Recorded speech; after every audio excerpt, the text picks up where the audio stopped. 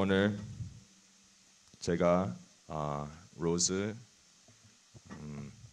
그 제의를 입었죠.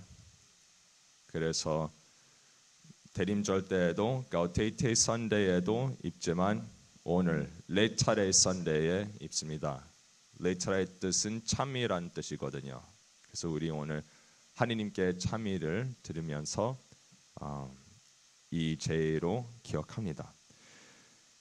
근데 오늘 복음 말씀을 들어보면 하느님을 왜 참이 드려야 될까요? 이 누먼이는 이 기적을 경험한 거였죠.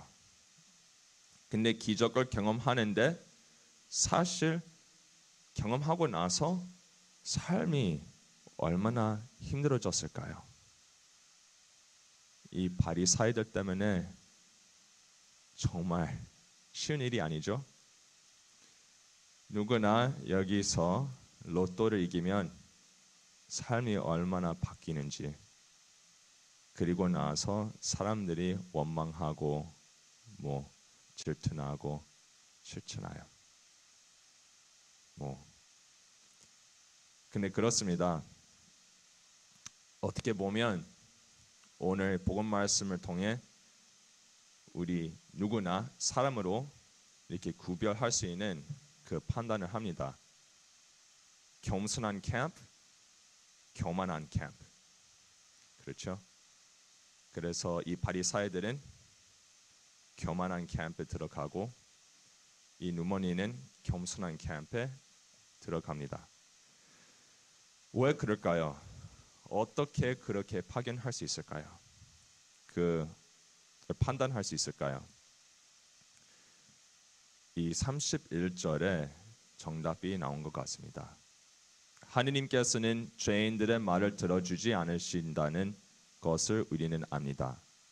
그러나 누가 하느님을 경외하고 그분의 뜻을 실천하면 그 사람의 말을 들어주십니다. 그래서 우리는 하느님을 경외해야 되고 하느님의 뜻을 실천하도록 노력해야 됩니다. 그렇게 하면 하나님께서 우리의 모든 기도를 들어주신다는 뜻이죠. 근데 사실 경외한 삶을 살도록 노력하는 게 쉽지는 않습니다. 그게 바로 오늘 들은 이 내용입니다. 하나님의 뜻을 실천하는 게 어렵죠. 이 겸손하도록 사는 게 어렵습니다.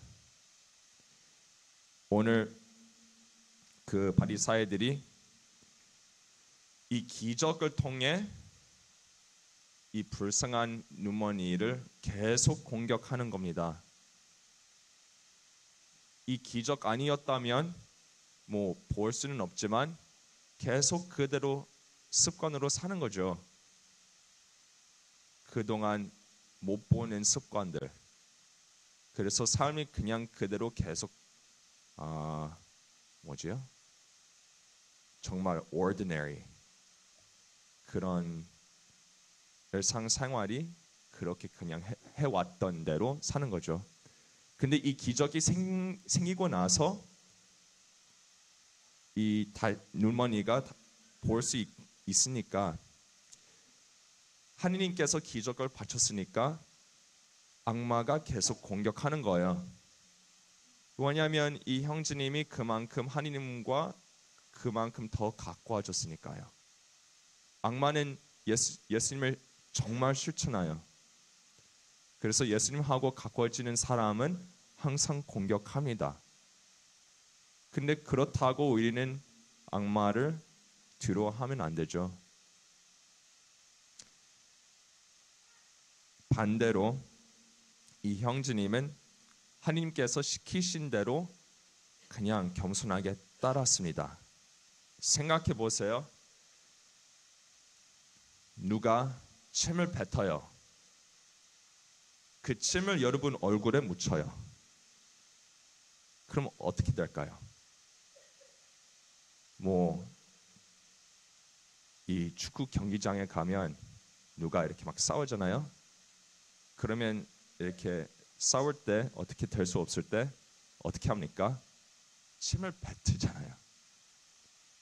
욕구로 침을 뱉잖아요. 근데 그렇게 하는 게 우리는 우리 얼굴을 그렇게 소중하게 보이잖아요. 특히 한국 사람들 스킨케어. 근데 누가 침을 뱉으면 내가 그동안 그렇게 소중하게 피부를 키워왔던 것을 이렇게 무시한 거잖아요. 거기다가 예수님이 흙을 발려요. 얼굴에다가, 내 귀한 얼굴에다가 흙을 발린다고? 근데 이 형제님은 예수님께서 어떻게 하시든 얼굴에다가 똥을 묻히든 상관없어요. 그냥 믿고 따라 하는 거예요. 그렇게 하신 다음 실로암 강에 얼굴을 씻으라고 시키는데, 그러니까 기적이 아직 안 된 거예요. 예수님께서 이 불쌍한 형제님한테 그렇게 하신 다음 또 일을 시키는 거예요. 이제 강에서 얼굴을 씻어라. 그러니까 기적이 완료되지 않으면서 그런 상태로 일을 더 시키면 우리는 어떻게 응답할까요? 얼굴에 침도 뱉고 흙을 묻히고 그런 상태로 더 시키면 하겠습니까? 어렵죠. 그러니까 하느님께서 그만큼 우리의 믿음을 키우려고 노력을 하시는 거예요.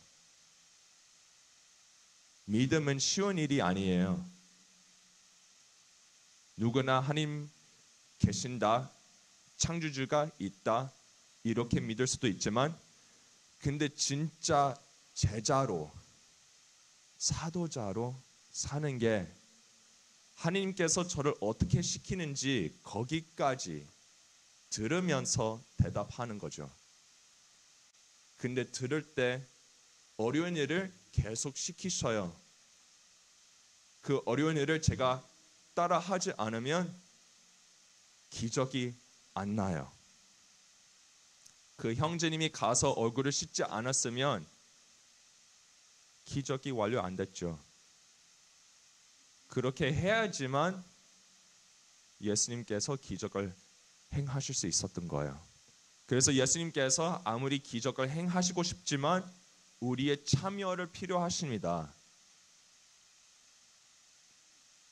그게 바로 은총입니다.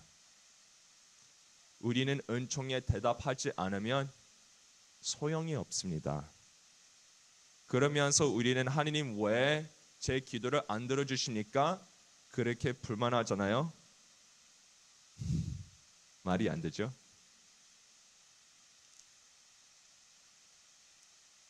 예수님께서 하나님의 뜻이 무엇이라고 가르치십니까? 원수를 사랑하라고 하시잖아요. 온 마음으로, 온 정신으로, 온 힘으로 이웃을 사랑하라. 원수를 사랑하라. 그런 뜻과 마찬가지입니다. 그때 우리는 바로 대답해야 돼요. 어떻게 해요? 그냥 충실하게, 계산 없이. 사람들이 항상 계산을 너무 열심히 해요. 이게 큰 문제예요.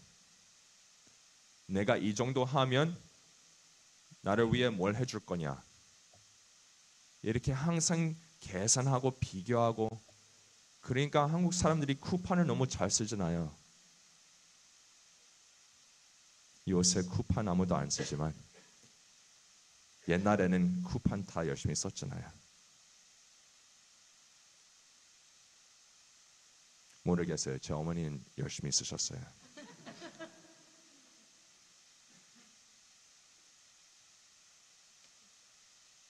근데 쉽진 않고 무겁고 하나님의 뜻을 실천하려고 노력할 때 계속 공격을 당하는 느낌이 날 수도 있어요. 바리사이들이 한 번만 공격하진 않았어요. 계속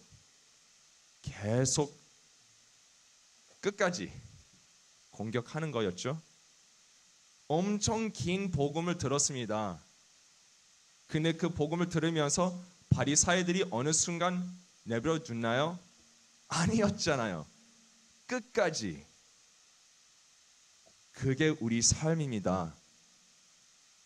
우리는 하나님을 따르려고 노력을 할 때 악마가 우리를 그냥 내버려 두지 않아요. 계속 우리는 그런 공격을 당해요. 그런데 생각해 보세요.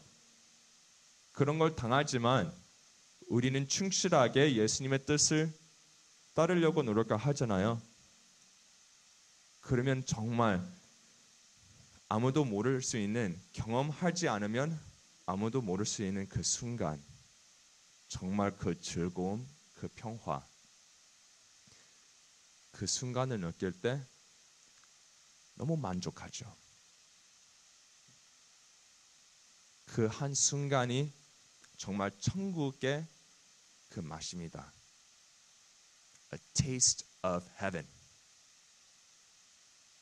그런 걸 경험한 순간 우리는 끝까지 갈 수 있습니다. 그래서 우리는 이 남는 사순 시기 동안 어떻게 하나님의 뜻을 끝까지 지킬지 생각해 봅시다. 우리는 보석 생활을 살면서 하나님의 뜻을 실천하려고 계속 하나님의 목소리를 듣잖아요. 그러면 정말 또렷하게 알 수 있습니다. 그리고 악마가 분명히 어떻게 공격하고 있는지 알아볼 수 있어요. 하나님께서 보여주시니까요.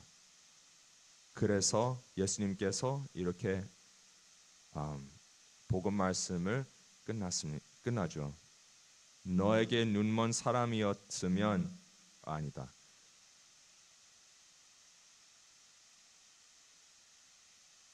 네, 우리도 눈먼 자라는 말을 아니겠지요. 예수님께서 그들에게 이르셨다. 너희가 눈먼 사람이었으면 오히려 죄가 없었을 것이다. 그러나 지금 너희가 우리는 잘 본다 하고 있으니 너희 죄는 그대로 남아 있다.